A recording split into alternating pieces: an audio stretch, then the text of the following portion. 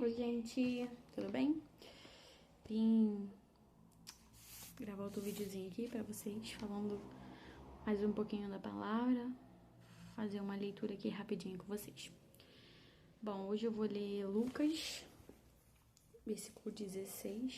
capítulo 16, versículo do 19 ao 31.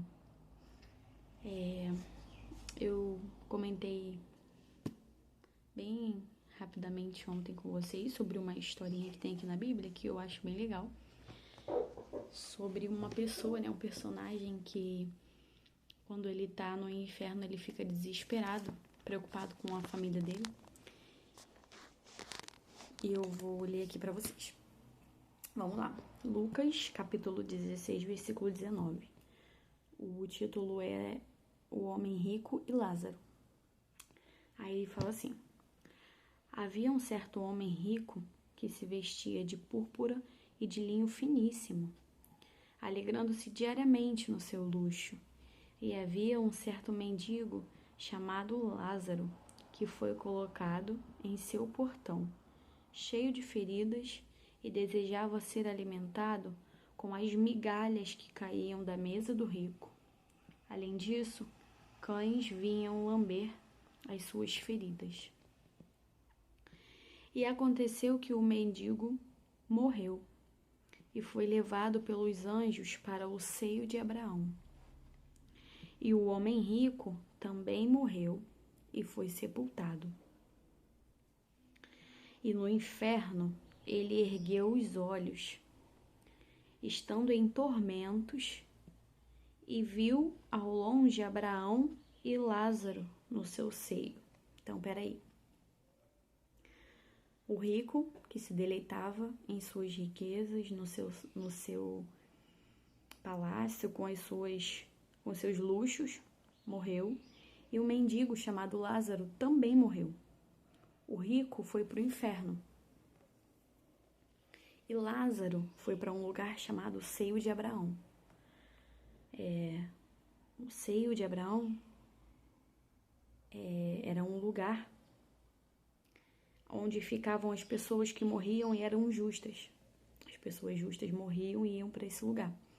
As pessoas que não eram justas, elas iam para um lugar de tormento.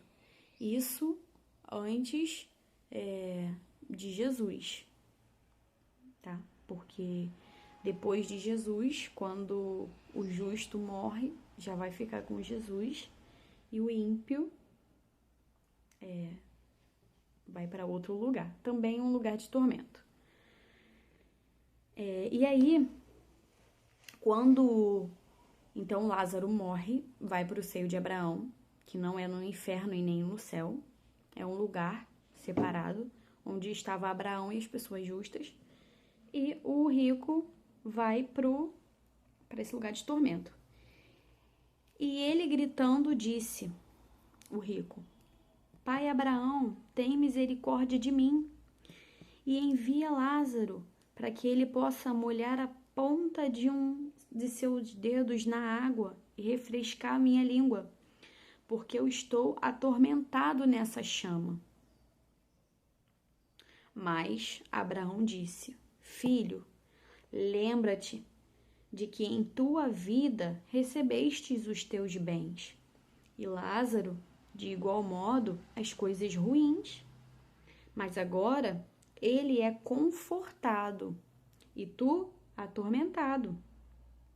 E além destas coisas, está posto um grande abismo entre nós e vós, de modo que os que quisessem passar daqui para vós não poderiam, nem tampouco os de lá passar para cá. Então era assim, era o mesmo lugar, só que com dois ambientes diferentes, né? O seio de Abraão de um lado, um grande abismo no meio, e o lugar de tormento do outro lado. E um não podia passar pro outro lado, tá? Morreu, ou vai para um lugar ou vai para o outro. Não tem como passar. Tinha um grande abismo que separava esses dois lugares. E aí Abraão tá ali falando pro rico: meu filho, não tem como Lázaro molhar o dedo na água para molhar a sua língua, porque tem um grande abismo. Então, assim, já dá para ver aqui que o negócio estava feio. A minha Bíblia ela é uma Bíblia de estudo, e aqui embaixo tem um pedacinho que fala que o nome desse homem, desse rico, era Dives, porque Dives, em latim, significa homem rico. Então, assim, Abraão fala para ele, não tem como eu ir aí molhar a sua língua. Então, esse homem estava sendo realmente bem torturado lá, né? Não é esse nome propriamente dito, mas era como se fosse um inferno, uma coisa muito ruim. E aí, voltando aqui pro texto. Aí o rico fala, então ele disse, eu suplico, pois, ó Pai, que tu envies à casa de meu pai, porque eu tenho 5 irmãos, para que lhes dê testemunho, para que eles não venham também para esse lugar de tormento. Esse homem, ele fica tão desesperado com a realidade dele, nesse momento, nesse lugar de tormento, que ele se lembra que existem 5 irmãos na casa dele que estão vivendo da mesma forma que ele vivia. Então, ele pensou, se eu vivi a minha vida toda apenas desfrutando dos meus bens materiais, dos meus luxos, se eu nunca quis nada com Deus, eu nunca me arrependi dos meus pecados e eu vim parar nesse lugar aqui. E ainda tem mais 5 lá em casa que estão vivendo da mesma forma que eu vivia, eles vão vir para cá também. E ele enxerga ele nesse cenário pavoroso, ele fala, eu não quero isso para os meus, eu não quero que os meus irmãos também venham para esse lugar. E aí ele fica desesperado, ele fala para Abraão, Abraão, pelo amor de Deus, envie alguém lá na casa do meu pai para poder avisar para eles que se eles continuarem vivendo da mesma forma que eu vivi, o fim é terrível. É terrível. E aí Abraão vira para ele e fala, eles têm Moisés e os profetas que os ouçam. Então, assim, Abraão fala assim para eles, existem pessoas lá que estão pregando, que estão falando, que estão tentando abrir os olhos, que estão dando testemunho. Eles precisam ouvir essas pessoas.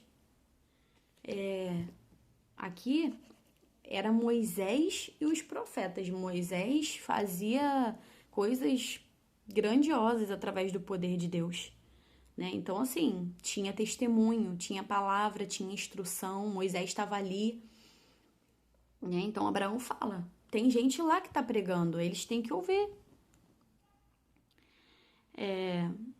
E aí o rico fala, não, pai Abraão, mas se algum dos mortos fosse até eles se arrependeriam.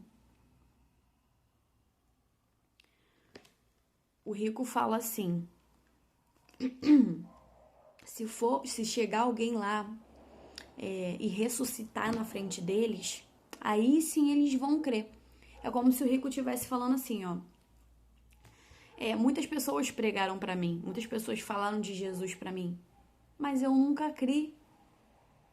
Então eles também não vão crer só com Moisés e os profetas, eles precisam ver algo sobrenatural, algo surreal para eles realmente acreditarem que isso aqui é real, que a pregação deles é real, é verdadeira. Eles precisam ver alguma coisa.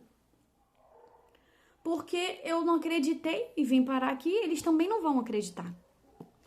E aí Abraão encerra falando assim, eles não ouvem a Moisés e aos profetas, também não serão convencidos, mesmo se alguém ressuscitar dos mortos. Essa parte aqui é triste, é lamentável, porque Abraão está falando assim, se eles não estão acreditando nas coisas grandiosas que Moisés está fazendo, que os profetas estão fazendo, em que eles vão crer? Eles não vão crer mais em nada. Traduzindo, não importa o que falem, não importa o que aconteça, você vai ver milagres acontecendo.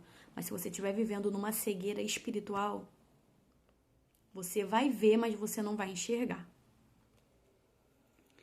Então é necessário que a gente vá para esse lugar de clamar ao Senhor e falar: Deus, será que eu estou vendo, mas não estou enxergando? Será que existem pessoas tentando abrir os meus olhos e mesmo assim eu não estou dando ouvidos? Eu estou ouvindo, mas eu não estou escutando? Porque são duas coisas diferentes. E o que me chama atenção nesse texto é esse rico entrando nesse desespero porque ele se lembra que um dia essa palavra foi pregada para ele e o coração dele endurecido, ele não deu ouvidos, ele não escutou e ele continuou vivendo a vida que ele levava. Esse texto aqui não fala que é errado ser rico. A palavra de Deus não fala que é errado ser rico e nem próspero, pelo contrário. O Senhor nos chama a viver o melhor dessa terra. Tá? Riqueza não é pecado.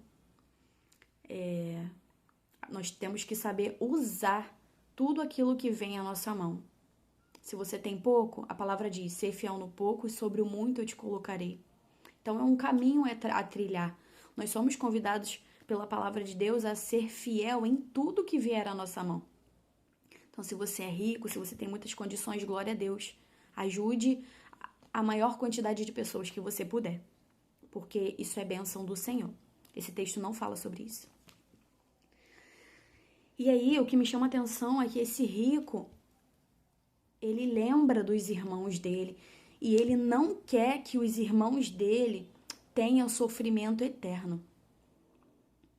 Ele pede pelo amor de Deus para alguém avisar que o inferno é real, que a vida espiritual é real, que o mundo espiritual é legal. Legal não de bom, legal de leis. Existem leis espirituais. E nós precisamos ter os nossos olhos abertos pelo Espírito Santo para ouvir e dar ouvidos a essa palavra. Aqui também achei muito interessante uma parte que fala aqui na parte do estudo sobre o último ser o primeiro e o primeiro ser o último.